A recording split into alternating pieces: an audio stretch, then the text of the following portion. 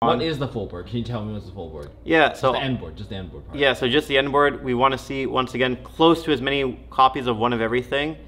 We also want to see a good old Chenying, Baron, and then the floodgate of my choice is there can only be one. And how many cards left in hand? Left in hand? Well, 6. How many cards in the bag? Well, 5. Hey guys, this is Tombox. Welcome to MST.TV, and today we are bringing back Jordan Senpai. This is, of course, my mentor. Hey everybody, how's it going? It's been way too long. 3 years. 3 years? 3 years. Wow, already? Yeah, that was Thunder Dragon video, right? Yeah. My hair's you changed how people play Thunder Dragons. Oh, I appreciate that. I think it was a fun video to shoot. It was just bloody tired. It's what, 30 hours of work, yeah. and then the tournament, and then we did it. And yeah. we're tired as hell now, and it is like 2 a.m. right now, and we're still at it. So I guess once a year we get an event. We're doing this. Now we're going to teach you a RUNICK deck that draws more than your typical 3 cards, more than your typical 6 cards. We're drawing the entire deck. Yeah, so almost close. Almost close. We try and get as close as we can. So it's a synchro-based build that plays both Fabled engine and another engine that you'll see with the deck profile. And the end goal is to be able to draw into a floodgate or a main card of your choice in the main deck, and to make several boss monsters while having at least one, or roughly one, or as close to one as possible, of every RUNICK card in your hand or available to you for your opponent's turn. All right, this sounds super spicy, and I would love to bring this to a locals near you, everybody. Guys, make sure you guys smash the thumbs up button, hit subscribe, ding that notification button, and don't forget, check out his stream. Oh yeah, of course. So I stream 3 to 5 times a week, as often as I can. Mostly video games and speedrun content. We're actually doing horror coming up real soon, and I'm always willing to talk to people about judging or deck stuff, Yu-Gi-Oh in general, even if I'm doing something else. So twitch.com/normalsunseedpass. I go by normal sunseed, etc. I've been on Yesins a little bit, and of course Tombox is a little bit. Yeah, this is my senpai. This is the guy that taught me a lot about judging, man. So lots of advice right there. But all right, smash the thumbs up, hit subscribe, go to his place, hit a follow, and we're gonna get started with the deck profile, which is actually pretty short. All right, Jordan Senpai, let's see it. Let's see how disgusting of a RUNICK player you are. How dare you? But I want to see it. Let's go. All right, awesome. So first things first, we start with 3 field spells and 1 terraforming. Yeah, field spell is a good card. You want to activate as many times as you can. Turn 1 to make sure you have the full board set up, along with at least, hopefully, one of every copy of your RUNICK cards. Get the most impact, bang for your buck. Then, to make our life simple, since we are using a synchro package, we are actually playing every single extender at 3. So 3 droplets, 3 tip, 3 flashing fire, 3 RUNICK dispelling, 3 RUNICK destruction, 3 RUNICK slumber, 3 RUNICK smiting storm, yeah, that name, 3 RUNICK freezing curse. So basically 3 copies of all of them. To quickly run through them for those of you who are unfamiliar, this one negates monster effect. So target a monster negates effect, mill X cards. This one banishes based on control. Yeah. This one banishes based on control up to X, where X is what they control. This one provides protection either by destruction or battle. It banishes 3 cards. This one destroys spell, banishing 4. This one randomly discards something for your opponent's hand after they add, or you make them add. Which brings me to droplet in a moment. But yes, so gets rid of a card out of their hand randomly, and then they banish 2 or 3, I forget. It's always one or the other. 2. This one blows up a special summon monster, and then banishes 2 or 3. It's 2. 2. It's always one or the other. The heavier impact they are, the more, or rather, the less that they actually banish. The less the game state change, the more you're banishing. Yeah, that makes sense. Then the tip is the search 1, banish 1, and then the droplet is you force them to draw 1, banish 4. Yeah. Very straightforward, so you just max out the number. Easy, don't even need to think about it. Yep, the more extenders you have in the deck, the more chance you have of drawing into them. by when you draw 3 off the field spell, and higher chance you have of continuing your combo and building the biggest board you can. Are you decking people out or are you killing them? A little bit of both. Okay, both. Okay, Yeah. Let's see it. Yeah, most of the time you're decking them, and that should always be the game plan. But there's some circumstances where your board remains intact, but they're still able to prevent you from decking them out because they're either negating negating your spells, sorry. But your board remains intact because they can't make anything substantial on theirs, or they feel the comfort knowing that you're skipping battle phase. So you do always have the option of just kind of waiting until you can attack. But yes, so we have one Allure, and then that's the end of the runic cards. After that, we have some generics. So Called by the Grave, of course, negate the hand traps, a Reasoning, and a Monster Gate. These will tie with the cards we use for the Synchro package. They're also great at dumping potentially runics in the grave. However, it does really suck when you hit monsters early with them, because then you lose a lot of potential advantage you could have. Now we have the monsters. So monsters, we have the 2 Fabled Abnak and 2 Fabled Siri. So how they function is Abnak, well, they're both level 2 tuners. Abnak can come back from the grave by discarding a Fabled, and Siri, when it's discarded, you can special summon it. So use him, discard this one, and you get both of them out. This one's banished when it leaves play, but I don't think you need them much more after the turn 1. So this is the standard build. This is what I see a lot in the OCG too, in the early days of Runic. So I kind of just took that as inspiration. Then the next set of cards that we're playing is another extender engine. So I tried this after not finding a playset of another card that I wanted to run, and I found some success with it because it lets you have some alternative combo patterns when building your board with TG Hyper Librarian, and I can show this a little bit later. I would love to see it. Yeah, so as a quick refresher, Red Rose summons Rock's Rose, which searches Basil Shoot, and then Basil Shoot revives either or. And then finally, the 40th card can be really anything. I chose to go with a Floodgate, and the Floodgate of my choice here is There Can Be One. So ultimately, your end board should be your 2 boss monsters, your Floodgate, and then ideally one of every runic card, or as close to that as possible. Alright, let's take a look at your extra deck. Cool, sweet. So for extra deck, we'll start off first with the runic stuff. Currently, I'm running the 3 Hugin. I'm running only 1 Moonin. I really want to play 2, but the extra deck is kind of tight right now, and I'm still in the process of heavily experimenting with different ratios. So we're playing the 1 for now. And then we have the 3 Jerry or Geary, depending how you want to pronounce it. It's Jerry. Jerry? No, I'll just call it's it Jerry. Yeah, Tom and Jerry. Why? Oh, Jerry. Yeah, it could be Jerry. Why not?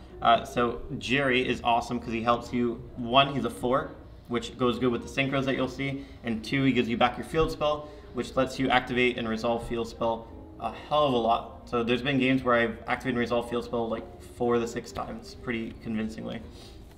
Can you show me that? Sure, I can show you that. Sweet. Now it's a 20-minute video. YouTube's suppressing this. We got this. Perfect. Great. So for synchros, we have Cupid Pitch as our 4. I do know that there is another 4 that's available, Fabled Unicorn. It's a cool card. I'm still in the process of testing with it, but we are playing Hyper Librarian instead because of the alternative combo patterns that we have with the Rock's Rose engine. Okay. This lets us have a lot more draw power, and which is especially good for hands where we just have so much less resources and we need to have much more draw going on. Okay. It's also another way to make the main card, which we'll get to, Chaos Ruler. As long as it doesn't get banned. As long as it doesn't get banned. I hope not, or at least gets limited to 1. So you have to choose if you want to resolve them on your turn or theirs. Fabled Reagan, you will rarely make him, but when you're making him, it's because it's important to make him. It's because you are not going to have a good time if you don't make him, because you need that double draw in order to not die. Or sometimes you just need a 5, and so I thought he would be the best possible 5 to run here, since we already have the generic TG Hyper Librarian. And then for 6s, we have 1 non-tuner and 1 tuner 6, because it really depends on what you have as you're going through your combo. Since you play tuners in main, you would think he'd be useful. So charge lets you draw and he's not a tuner. But because the runic cards, the fusions are not tuners, it's also good to have a tuner. So the majority of the time you're making Coral, then using Jiren Coral to make a 10. But sometimes you'll be summoning him to be used with a Fable to make a Chaos Ruler. Really depends on what you end up having in your hand. And then we have middle point, so only one Chaos Ruler. The extra is very tight. Chaos Ruler is the most important card in your extra deck overall because he lets you essentially just dump 5 cards, or you get to even add, as you may have noticed, any monster in my main, since they're all can be added with Chaos Ruler, which means if you have the normal up, you can continue to extend. He's also a 8, so 8 plus 2 with the Fables makes 1/2 boss monsters. So the ideal end board is you'll have both boss monsters, Chen Ying and Barone, as well as the Floodgate of your choice, or whatever else you want to play as a smooth tech, and as much close to one of each runic cards as possible. So Barone, as we all know, is the Omni Negate pop, and tag out as well, which doesn't really come up, but it's still cute to have. And Chen Ying is huge in this deck because every time its card is banished, you get the non-target banish, and he himself increases in stats while lowering your opponent's stats. And of course, he can't be destroyed by card effects because you'll have a million things engraved to be used with him anyways. So ideally, this is what you're going for your end board: Barone, Chen Ying, and there can only be one. There can only be one, though, needs to be drawn, which means you need to make sure you loop your field spells properly. Okay, all right. Let's take a look at your side. Do you even want to share your side? You don't have to if you don't want to, but people think you're a coward. I'm just messing with you. You don't have to if you don't want to. No, side is fine. Oh, let's take a look. No, that's fine. Yeah, so my side deck is not even for my local specific. It's just generic things I think are cool, so I'm using it to test with. All right. So. All right, test tech. Here we go. Yeah, so the obvious stuff, like this is kind of obvious because it's so good against everything. But in actual testing, playing 3 of it has been terrible since you draw so many cards. So it's going to end up going down to like 1 or 2 since you'll draw into it anyways. I'll probably be dropping it pretty soon. I do have things in here that are a bit more spicy, but we'll get through the usual stuff. So this might cover up a lot of space, but this is just usually good cards to clear certain matchups. The generic back row outs, and then the actual cool stuff for in the side. So Pankratops and 3 alphas. Alpha has a lot of really good synergy with this build because he's an 8, which means he cooperates well with the Fables to get access to the level 10 synchros. And they both have great synergy with the main deck spells because of Reasoning and Monster Gate. So Reasoning and Monster Gate lets you nab them. Since game 1, your opponent will see your 2s and 3s off of it. They'll usually call 2s and 3s. And then you can end up getting these out, choosing them out for free. Alpha clears 1,000,000 bodies, and then you're able to turn him into a 10. And Pank just clears anything, and he's a completely different level, so higher chance of getting him out with Reasoning. All right. So there's a lot of cool stuff here.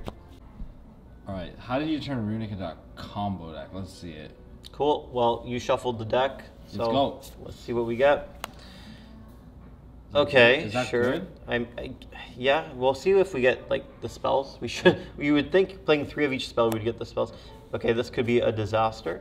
You definitely don't want to see 1,000,000 monsters, but as long as we get like 2 of the 3 spells, okay, so it should be playable. So what's really cool about this hand is we have the option of either going for the standard 2 lines, so like the 2 Hugin into Cupid and then building up to Chaos Ruler, or we even have the opportunity to try and go about it with Red Rose, making the TG Hyper Librarian. So I'll go for that line since that's the line that people are less used to. So what we'll do is we'll do the Hyper Librarian stuff, and then we'll go into the Cupid, and then we'll circle back around. My only thing is since I'll be doing so many things, I have to try and remember to go for the end board of Chen Ying and Barone. Barone's easy to remember. Could they be done like with a single line, or do you need both lines? You definitely don't need both lines. It's just this helps guarantee the line. So what makes the Red Rose engine so good is normally you wouldn't have, like if you don't have the Fables but you have this, you get extra draws. So you have the opportunity to get to these cards or get to more extenders to get to these cards. In this case, we have both, so I guess it makes our life a little easier that way. Cool. So, and I also believe it's exact math to get the 3 spells for the field, because 3 spells, that makes sense. 3 spells, 3 draws, so let's go for it. So let's start off, we're gonna activate any one of these spells. So let's activate Storm to summon a monster. Yep. So we will be summoning a Hugin. It's very important that we summon Hugin because we need the field spell really bad. So, and now Hugin will search for field, discarding Serb. I'm just gonna call it Serb. Sir, It's too late at night. We are once again filming at bloody midnight. I'm sorry, man. We're filming. It's super late. I need caffeine, but we're going into combo anyway. We're comboing. This is the Midnight Combo channel. Let's go. Yeah, so we are grabbing that field spell. Then, of course, Serb is going to activate to revive himself because it was discarded. Coolio. So first stage is looking good. We can kind of play this in whatever order. It doesn't super matter. I'll just play the field spell for the sake of playing the field spell. Ooh, is that off camera? Let's play it here. Everything's on camera. Okay, perfect. Great. So we'll put it over here. And then we're going to normal summon Red Rose. I said I'd do the Hyper Librarian stuff first, so let's do it first. So Red Rose plus Hugin makes Hyper Librarian. So we're going to put that right here. It's a common, I know. I was going to buy a foil if I ended up keeping it in the deck, so maybe I'll get a foil soon. That's pretty good. You actually emptied out your extra monster zone. Yeah. So Red Rose is now going to trigger because it was used to summon a Synchro. All right, let's go. So we're going to summon Rox Rose. Rock Rose is going to trigger to add Basil Shoot. Now, what's important here is that Basil Shoot, while it can revive, you don't often use it for reviving. You usually use it for discarding because everything else is an extender, and you only really needed like the 1 or 2 extra tuners. But if you do need a body, you have the access to the body. So some Rox Rose. So we have Rox Rose, Librarian, and Serb. So now we're going to go back to the line of Cupid. So we're going to use the next one. We'll use Droplet to summon another Hugin. And this Hugin will once again be searching for the field. We're not going to be drawing 3 because we only have 2. So we're going to wait for the next one to draw the 3. So Hugin's going to search the field. And the scary part about this, and I don't know how successful we'll be, is since we are blind drawing, we need to continue to draw into stuff. So this is a deck where the best combo in the deck is to draw 3 as many times as you can. The issue, sometimes it blows up in your face, but I think this build's been pretty good to me. So cool. We have second field ready for next time.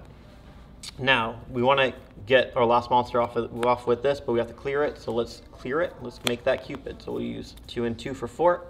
Summoning Cupid. Cupid will boost his level to 6. Oh, we draw Librarian. I don't know if this is going to be useful. We've already used this card, so keep in mind we've used Droplet and Storm. So I'm just going to flip it to make our life a little simpler. So dispelling to summon a monster. We'll summon our last Hugin. Hugin is a 2.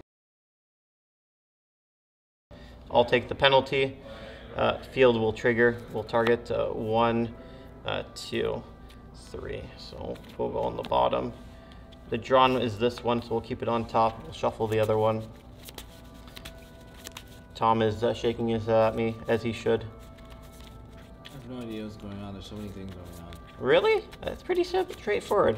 Which ones have we used this turn, Tom? We've used Droplet, Stormy, The ones are in the and graveyard. Dispel. The ones in the graveyard, yes.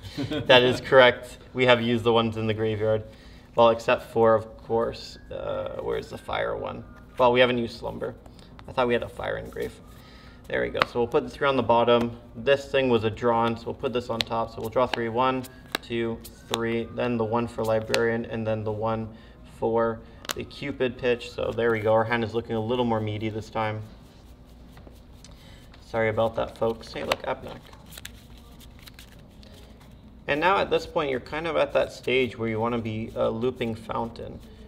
There is a small issue in that the graveyard has the Allure. So typically, we'd want the Allure to be in the deck so you can summon Moonin to discard Abnak. So to fix this, we will not be able to do that. So there is no fixing it, but there is drawing. So we'll try and get through it. So we'll activate the second Fountain. And what will we do here? Well, we have only 1 card. That's not a great start, but we have Monster Gate. Can we legally activate Monster Gate though? We cannot. We cannot legally activate Monster Gate. So Monster Gate is a useless card. So we'll put that to the side. So we have only 1 card available here, and we have no access to Abnak. So this combo is probably dying really bloody soon. So we'll activate Tip the Search. Search and banish 1 off their deck, and then on resolution we'll be using Fountain to draw 3 and hope this combo does not die. So we haven't used Destruction, we'll add Destruction. I don't even know how I keep track of these names sometimes. There's so many cards. A good suggestion is, because we want to preserve game state, if you have issues tracking names, just kind of take a quick note of them on the side. That way both players are comfortable. And make sure you cross them out or get rid of them at the end of the turn so you don't cause any confusion. So resolution, fountain is going to target 3. 1, 2, and 3. We'll put 3 on the bottom. Draw 3 cards. Hope this combo doesn't die. 1, 2, 3. So still alive. we have 1, 2, 3 available names. This one is not available, so we'll flip it. This card is completely useless, so we'll flip it. So what can we do with 3 available names? Well, we do have a 3 tuner, so we can at least go for the coral. So this is where the coral becomes a good card. So we'll do curses, summon Moonin. No discard, unfortunately. We'll use Moonin and Rock's Rose to make coral. This is going to trigger Librarian, of course, to draw 1. Tip we've used, so we'll flip it, make our life easier. This fountain has been used, so we'll replace it. But now what's really cool is since Jerry is a 4 and not a tuner, and Coral is a tuner, we can use this Slumber to summon a Jerry. And then we can do Chain Link 1 Fountain. I think we have a few. We have 1, 2. If we draw 2, and it's something. 3, hey, sweet. We'll draw 3. And then 2 Jerry Fountain, so we get a chain block. At this stage in the turn, the chain block is kind of irrelevant, but sure, why not? Add it back, put it on the bottom, draw 1, 2, 3. Curses has been used, Tip has been used, Flashing has not been used, Destruction has not been used, so we have 2 more names. Now, these 2 can be used. We'll summon, pick your fire, Barone or Chen-Ying. I guess we'll summon Barone since we might not get the Chen-Ying out. Summon Barone somewhere. We'll summon it here so it can't get animated.